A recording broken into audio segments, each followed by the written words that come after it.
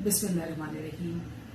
इमरान खान साहब ने इस मुल्क के लिए, मुल्क के मुस्तकबिल के लिए, हम सब के बच्चों के लिए लॉन्ग मार्च शुरू किया और कहा कि मैं अपनी जान देने वाले अपने मुल्क को बचा लूंगा, और वाकई उन्होंने अपनी जान नजराना दी।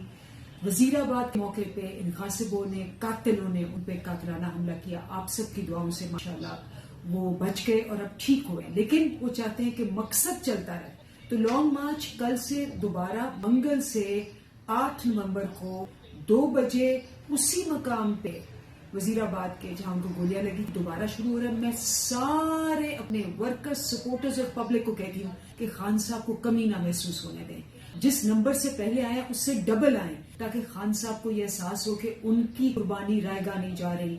मैं आप सबको खान साहब के बिहाफ पे अपील करती हूँ कि आपने अपने लिए, मुल्क के लिए, खान साहब के लिए कल दिखा देना है कि कौम खड़ी है, ना रुकेगी, ना डरेगी, ना झुकेगी। 8 नवंबर 2 बजे वजीराबाद इंशाल्लाह।